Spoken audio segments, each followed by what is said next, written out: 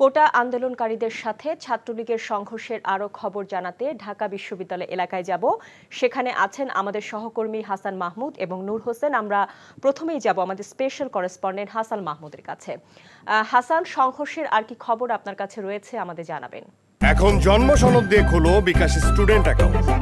নিজের বিকাশ নিজে কর।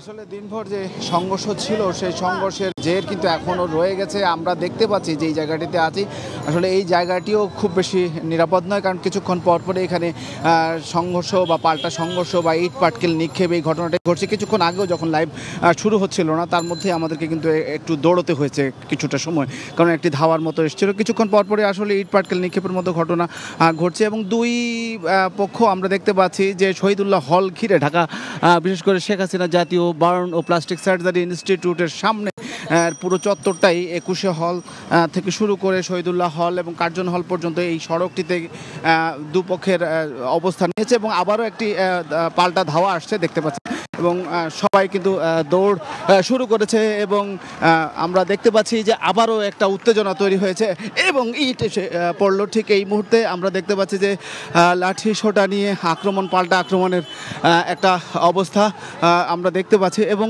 সেই অবস্থাতেই কিন্তু এই ঘটনাগুলো তৈরি হচ্ছে এবং দিনভরই এই উত্তেজনাটা কিন্তু ছিল এবং এই মুহূর্তে আমরা দেখতে পেলাম যে এইখানে একজন শিক্ষার্থী কিন্তু পড়ে গেছে মাটিতে এবং সেখানে তাকে পেটানোর ঘটনা ঘটছে। তো এই অবস্থানে যেটা বলতে চাই আসলে সেটি হচ্ছে যে ঢাকা বিশ্ববিদ্যালয়ের যে চতুর্পাশ এলাকা সেটিতে কিন্তু এক ধরনের অবরুদ্ধ অবস্থা তৈরি হয়েছে, অর্থাৎ ঢাকা বিশ্ববিদ্যালয়ের প্রবেশ পথগুলোতে পুলিশ কিন্তু ব্যারিকেড দিয়ে রেখেছে এবং আমরা পুলিশের অবস্থান ঠিক এই মুহূর্তে এখানে দেখতে না পেলেও মোটামুটি পরিস্থিতি যেই রণক্ষেত্র বলা যায় মোটামুটি এবং বেশিরভাগ শিক্ষার্থীদের হাতেই আমরা দেখতে পেয়েছি যে লাঠি সোটা এবং বিভিন্ন হেলমেট পরিহিত অনেকে রয়েছেন, অর্থাৎ যেই ইট পাটকেল হঠাৎ করে মুহুর্মুহু আটকা ঘটনাগুলো ঘটছে তাতে যে কেউ যে কোনো সময় কিন্তু এখানে আহত হবার সম্ভাবনা বা আশঙ্কা থেকেই যায়। শিক্ষার্থীরা যেমন অবস্থান নিয়েছে তেমনি পাশাপাশি ছাত্রলীগ অবস্থান নিয়েছে, যেটি হাসান জাবেদের লাইভে প্রতিবেদনটিতে আপনারা দেখেছিলেন যে এই ধরনের আবারও একটি উত্তেজনা এবং আবারও কিন্তু ছাত্ররা পাল্টা হামলা করছে এবং সেই ছাত্রদের লাঠিসোঁটা নিয়ে হামলা পাল্টা হামলা এই বিক্ষোভগুলো রয়েছে এবং ইট পাটকেল ইতস্ত বিক্ষিপ্ত অবস্থা বিভিন্ন জায়গায় পড়ে রয়েছে এবং ঢাকা বিশ্ববিদ্যালয়ে যে প্রবেশ মুখগুলো যদি আপনাকে বলি কার্জন হল থেকে বিশেষ করে সেই জায়গাটি থেকে কিন্তু এইখানে এক ধরনের এবং এখন কিছুক্ষণ পরপরই কিন্তু এই ঘটনাগুলো চলছে, উত্তেজনা কিন্তু থামছে না। এখন যাব আরেক সহকর্মী স্টাফ করেসপন্ডেন্ট নূর হোসেনের কাছে। নূর, আমরা হাসানের কাছ থেকে মাত্রই জানতে পারলাম তিনি যেখানটায় আছেন সেখানে আক্রমণ এবং পাল্টা আক্রমণ চলছে এবং পরিস্থিতি বেশ উত্তেজনাপূর্ণ। তো আপনি যেখানটায় আছেন সেখানকার সর্বশেষ পরিস্থিতি কেমন আমাদের জানাবেন।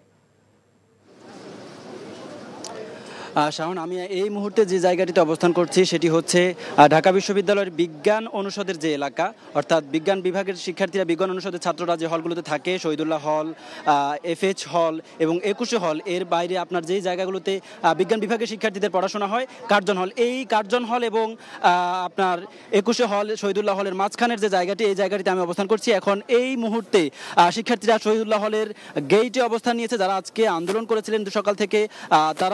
তারা যেমনটি আমাদেরকে বলছিলেন, তারা বলছেন বিকেল ৪টার পরে বহিরাগত কিছু মানুষ, বহিরাগত কিছু সন্ত্রাসী এবং তারা বলছেন যে টোকাই তাদেরকে এসে তাদের হলে এসে আক্রমণ করেছে এবং তাদের হলে এসে আক্রমণ করার পরে টানা বেশ কয়েক ঘন্টা ধরে তারা সেটি প্রতিরোধ করার চেষ্টা করেছেন।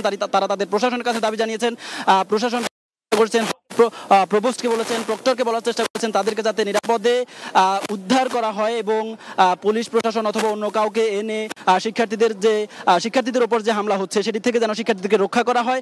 সেজন্য তারা শুরু থেকেই সেই বিকেল ৪টা থেকেই 999-এ ফোন করেছেন, প্রভোস্টকে বলেছেন, প্রক্টরকে বলেছেন, কিন্তু তারা বলছেন যে তাদেরকে উদ্ধারের জন্য কেউ আসেনি এবং এই সময় ধরে লম্বা সময় ধরে তাদের সঙ্গে বহিরাগত সন্ত্রাসীদের সঙ্গে ধাওয়া পাল্টা ধাওয়া হামলা এবং পাল্টা হামলার ঘটনা ঘটেছে। তারা তাদের যে হলের গেট, এখন সেই গেটে অবস্থান নিয়েছেন। তারা তাদের প্রভোস্টের পদত্যাগও দাবি করছেন এবং একই সাথে প্রক্টরের পদত্যাগও দাবি করছেন।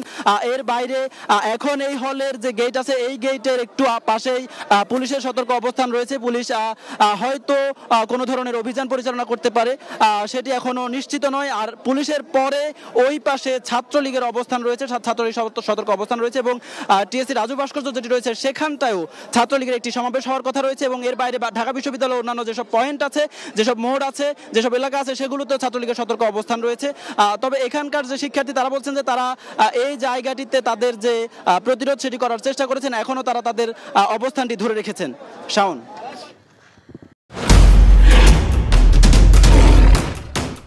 মাসুদ চেয়ারম্যান চাপলে কি হয় জানোস না? এমন মায়ের মারুম কুত্তার মতো খালি সাইড পারবি। তুই যদি আমার বউ আস, তুই হবি রাজরানী আর আমার বউ টুনি বিবি তোর বান্দি। আমার সংসারটা কেন ভাঙতে সময় না? নিজের জামাই আটকা রাখতে পারেন না? কেমন বউ আপনি? কেলেঙ্কারির আর কি বাকি আছে? বদনাম তো শৈলেই লাগছে। আপনার প্রথম বউ কি আত্মহত্যা করছিল নাকি আপনি মারছেন?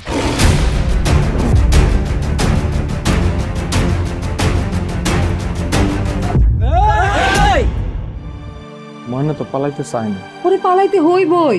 ময়না রে, তুই আমারে মাফ করে দিস। আমারে খাওয়ানোর মধ্যে বিষ মাখায় মেরা ফলাইতে চাচ্ছে। মাইরা একেবারে আম গাছের লগে ঝুলাই দিবেন যেমনি আপনার বড় বড় মাইরা ঝুলাইছিলেন।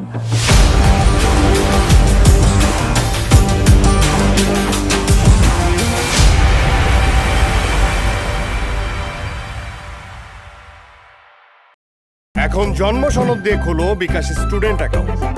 নিজের বিকাশ নিজে কর।